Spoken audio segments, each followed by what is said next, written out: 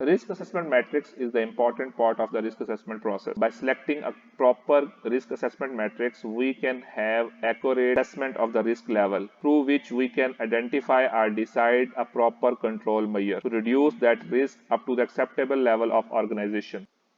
Hello friends, welcome to my YouTube channel HSE Consultant. My name is Engineer Abdul Wahab. As you know, we are having a series of HSE trainings. Today's topic of that series is risk assessment matrix. In this one, we will see how we are going to select a risk assessment matrix on our organizational level to calculate or to evaluate our risk that is present in our workplace. So let's see what are the learning outcomes of this presentation.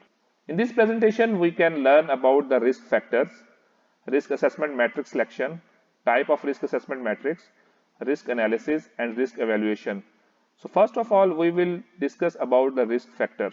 The basic step is to identify the risk factor on which basis we are going to calculate the risk level, and then we are going to evaluate that either that risk is high or less, or then we are going to put the control measures. So the basic step is risk factor. The first factor of the risk assessment is probability of occurrence. Either that risk can occur on our side or not. If it is occurring, when it is occurring, after how much time it is occurring, is it occurring on frequent basis or occasional basis, or it is going to be occur on unlikely basis. We have to evaluate the probability of occurrence of that risk. In the same manner, we are going to see that impact of that risk that is occurring on our side, how much it is damaging to our people, project, plant, process, and environment. So the severity of that risk to damage our workforce, to our property, or to our environment is called as severity of impact or severity of that risk. The third one is frequency of exposure. How much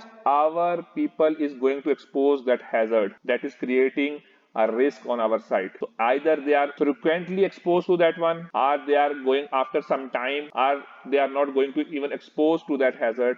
So by this one, we are going to evaluate how much the frequency of exposure of our people to that hazard. The fourth one is detection of failure. How early we can find that failure that is going to lead us to an accident. If our system is more vigilant, we can detect that failure before any accident happens. So what is the competency of our system to detect that failure? It is also a risk factor. The fifth one is preventive effectiveness. If we are having some preventive control measures on our system, how much effective that control is to reduce the level of risk to acceptable level. So by combining all these risk factors in complex system, we can have the risk level or priority risk number. In simple system, by combining 2 or 3 of these risk factors, we can evaluate the risk level and we can put the control measures on that risk to have the acceptable level. Let's see what is the risk assessment matrix. Risk assessment matrix is a chart that is composed of 2 or 3 risk factors, one on x-axis and one on y-axis. By this one, we are going to categorize each of them in 5 category or 4 category or 6 category according to the complexity of our process or according to the nature of our activity. If our process is complex, we are going to have more categories of each of the risk factors. If our system is simple, we are going to have less categories of each of our risk factors. So here we are having 2 risk factors. One is probability of occurrence of risk and second is severity of impact. And then we will discuss how we can calculate all these values and what are the meaning of these colors and what are the meaning of these numbers. Let's see what is the probability of occurrence of risk. The probability of occurrence of risk is how much likely that this risk will occur on our side. Is this risk occurring frequent? Or this risk is occurring after some interval of time, or this risk is occurring on occasional basis, or this risk cannot occur on our side, or this can occur but after a long time or in a life cycle of that plant. So these are the categories, 5 categories we are having here: frequent, likely, occasional, seldom, and unlikely, to evaluate the probability of occurrence of that risk. We will share with you one more slide on this one so that we can explain this one more thoroughly to you guys. Probability of occurrence. As I have tell you that we have categorized that in 5 categories. First one is frequent. If our risk is occurring on weekly basis from 1 to 4 weeks, we will categorize it as frequent and we will rate it as number 5, as you can see in the previous slide. Same that if the risk is occurring on monthly basis from 1 to 12 months in 1 year, so it is in the likely category, so we will rate it as 4. If the risk is occurring on annual basis from 1 to 10 years, so it will be in the category of occasional and it will be rated as 3. If the risk is occurring on decade basis from 10 to 100 years, it will be in the category of seldom and will be rated as 2. If there is a chance that the risk will occur in a lifetime of that plant or maybe in 100 years, so we will be categorize it as unlikely and will be rated as 1. As you can see that all the rates that are given here are categories that are given here, we have shown you in the previous slide. Let's go to the previous slide again once more. As you can see here, the frequent is rated as 5, likely is rated as 4, occasional is rated as 3, seldom is rated as 2, and unlikely is rated as 1. In the same way, we are going to categorize the severity of impact of risk in 5 categories: insignificant, negligible, marginal, critical, and catastrophic. It will be explained in the next slide more thoroughly. Here we are going to categorize the severity of consequence, how much that risk can impact on our system, environment, workforce, and property. We are going to categorize this one through this table. We are having 5 categories of the severity of consequences. First category is catastrophic, critical, marginal, negligible, and insignificant. We will categorize every risk through these 5 categories and in terms of injury and loss, property loss, environmental loss, and financial loss. If we see that there is one or more fatality due to the impact of that risk, we are going to categorize as catastrophic and rated as 5. If the property loss, if there is total system loss due to the impact of that risk, it will be categorized as catastrophic and rated as 5. If the environmental loss, the chemical release with the lasting environmental impact, so it will be categorized as well as catastrophic and rated as 5. If there is more than 1 million financial loss in the impact of that risk, so we will categorize this one as catastrophic and rated as 5. In the same way, in terms of injury illness level, property loss, environmental loss, and financial loss, we will categorize each risk through catastrophic, critical, marginal, negligible, and insignificant. Let's see the last slide once again. As you can see here that we have given or rated each category with the number 1 to 5 from low to high. You can see here the low impact is given 1 and the high impact is given 5. In the same way, the low probability of occurrence is given 1 and the high probability occurrence is given 5. So all these probability of occurrence of risk is categorized in 5 categories and severity of impact is also categorized in 5 categories. Let's see how we are going to calculate these numbers. This is called risk scoring or risk level. We will have the severity and likelihood. If we will multiply the severity and the likelihood, we are going to have the risk priority number. Sometimes there are 3 factors like severity and likelihood and detection. This is according to the nature of the process. Sometimes there are other 3 risk factors, that is severity, probability, and frequency of exposure, but mostly there are 2 factors. One is probability of occurrence and second one is severity of the impact or severity of the risk. We are going to multiply those 2 and we are going to get the result that is called priority risk number or risk level. But in some studies says that if we are going to have the severity of impact, probability of occurrence, and frequency of exposure, if we are going to multiply them, then these all are having the same impact or same level, that is 33% of each. But the scientist says that severity is having always more impact. So that's why we have to combine or add probability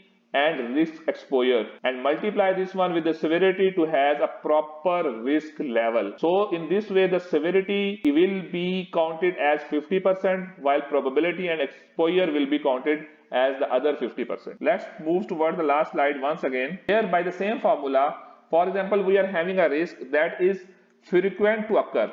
So it will be rated as 5 and but the severity impact of that risk is insignificant. So it will be rated as 1. So we multiply this 5 with 1 and it is going to have the value as 5. Same as if we are having some risk that is occasionally occurring and the probability is occasionally occurring. So it is rated as 3 but the impact is marginal. Means In this case, we can have the medical treatment, or our work can be restricted, or the system can have some loss. So in this case, marginal is rated with 3 and occasional is also rated with 3. We will multiply these 3 with this 3, it is going to have the value of 9. So in this case, we can have the value of the risk, or the level of that risk will be 9.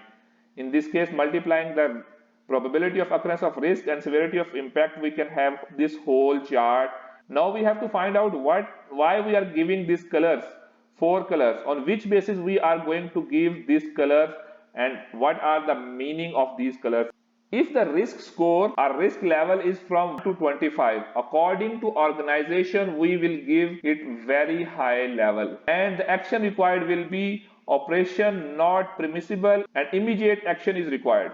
Means we are going to stop the activity or operation, and we are going to have the immediate corrective action for that level of risk. If the score is between 9 to 14, then the risk level will be high and the color will be orange, and there is remedial action is required, but the activity will not be stopped and the operation will as well not be stopped. If the risk score is between 5 to 8, it will be categorized as moderate and remedial action to be taken at appropriate time. It means that the process will not be stopped, operation will not be stopped, but some time will be given to have the remedial action. But if the score level is 1 to 4, then it will be categorized as low and remedial action is required but with no time limit. So by this scoring system, we can categorize each risk through this risk level, and these are the actions that are required against that one. Let's have a look again to that first slide that we are discussing. We can see here that the red is going to be between from 15 to 25, as we have discussed in the previous slide.